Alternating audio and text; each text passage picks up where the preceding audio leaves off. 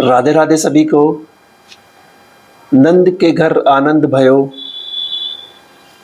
तो आप सभी को श्री कृष्ण जन्माष्टमी की हार्दिक शुभकामनाएं।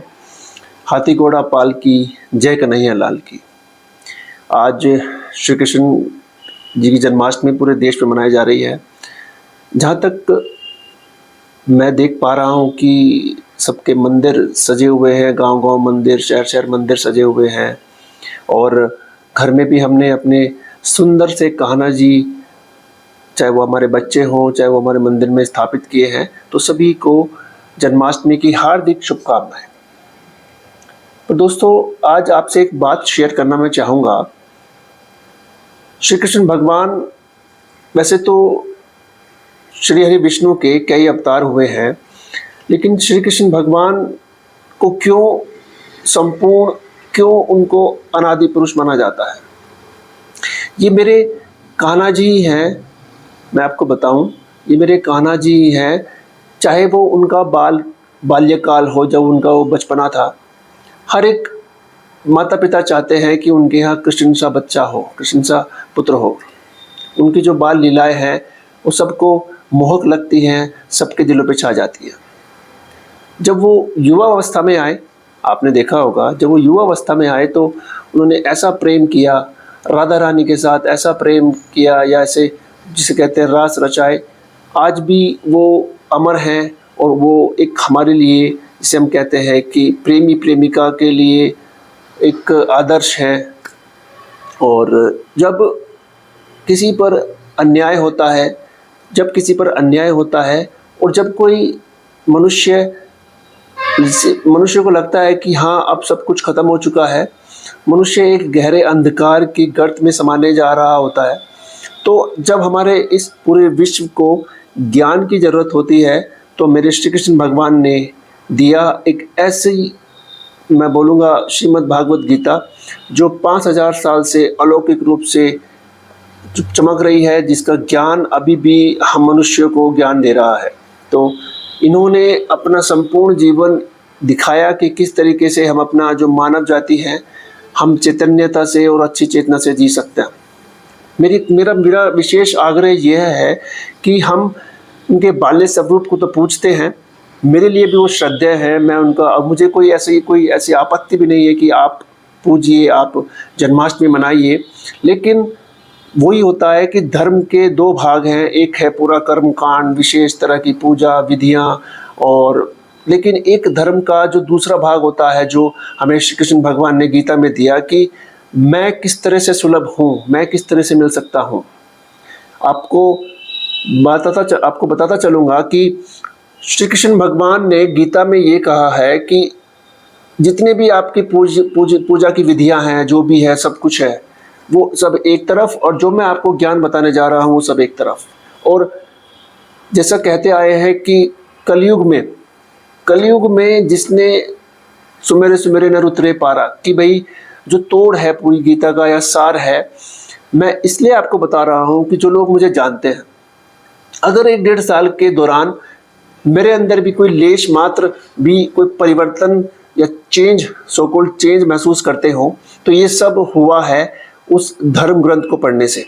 धर्म एक ऐसी चीज़ है, मैंने देखा है कि आसमान में पतंगें उड़ती हैं, तो जिसकी डोर हाथ में उड़ाने वाले की होती है, तो पतंग की एक सदी ऊंचाई से उड़ती है और इधर उधर नहीं डोलती है। लेकिन जिसकी डोर कट जाती है, धर्म वो है जो उड़ाने वाला है, धर्म से जिसकी डोर कट जाती है, वो पतंग इधर से डोलती फिरेगी, उसको कहीं कोई चैन नहीं मिलेगा, कोई आराम नहीं मिलेगा।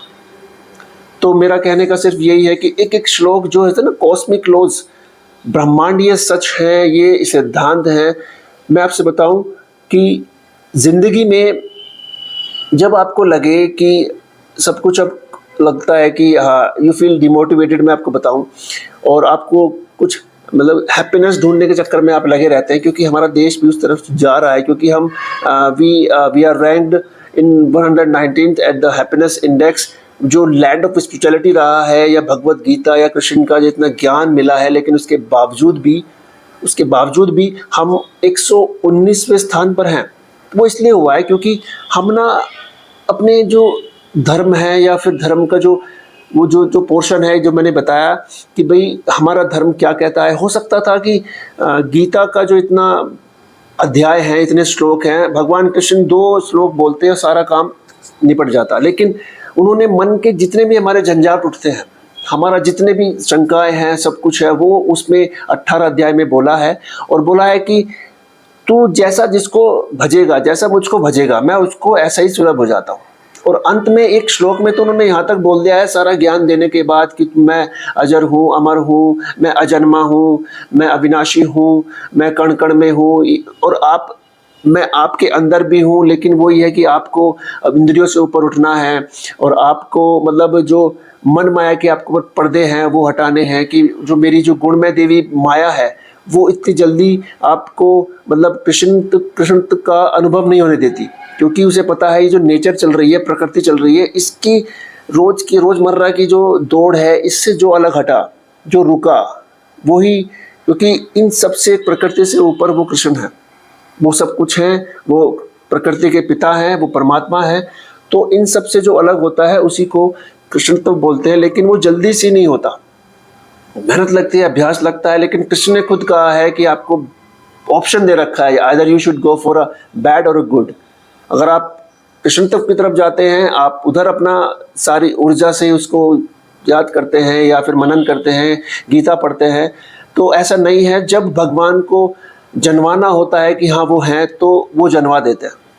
तो मेरा सिर्फ सबसे विशेष आग्रह यह है कि जो कृष्ण का जो उन्होंने इस तरीके से 5000 साल पहले जो ये जो गीता के रूप में हमें धर्म ग्रंथ दिया था, और मैं आपको बता दूं, आप कितने ही मोटिवेशन सुन लीजिए, सबसे बड़ा मोटिवेशनल भी ग्रंथ गीता है। जब आपको, और गीता जब अर्जुन के सामने उसके खुद के सगे संबंधियों को मारने की बात आई, जब उसके घुटने टिक गए, और मैं आपको बता दूं, अपने सगे संबंधियों के खिलाफ खड़ा होना, लेकिन अगर आप सही हैं, गीता सिखाती है। और इस देश की सारी समस्याएं, आपको सोचिए, हमें कहा जाता है कि हमारे ऊपर आक्रमण हुए, अरे गीता तो आपको ये बताती है कि अगर गलत है, अगर आपके सगे संबंधी भी है, अगर वो गलत आचरण कर रहे हैं, तो उनका भी विनाश किया जा सकता है।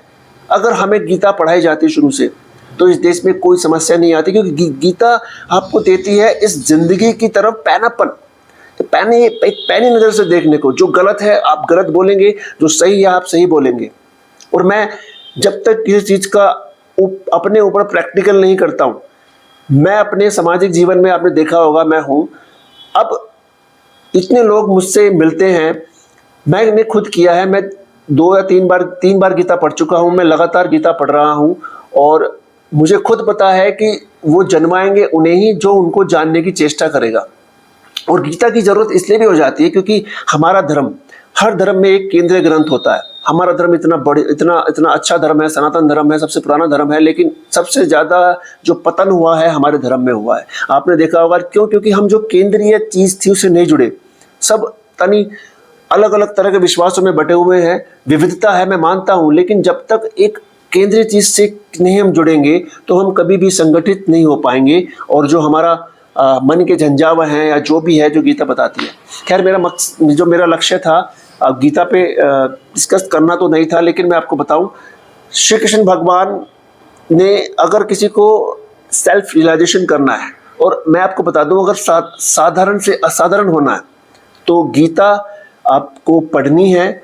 श्री कृष्ण भगवान जो परमात्मा, जिन्हें आदि अनादि पुरुष बोला जाता है, जिन्हें अजर अमर अविनाशी बोला जाता है, उनके मुख मंडल से निकले वो गीता है, उन दोनों के बीच का संवाद है। तो मेरी ये सबसे विनती है कि आप जो हमारे धर्म का ज्ञान का जो जिसे कहते हैं पहलू है या पोर्शन है, उस पर भी ध्यान दीजिए। और सभी को जन्माष्टमी की हार्दिक शुभकामनाएं। धन्यवाद।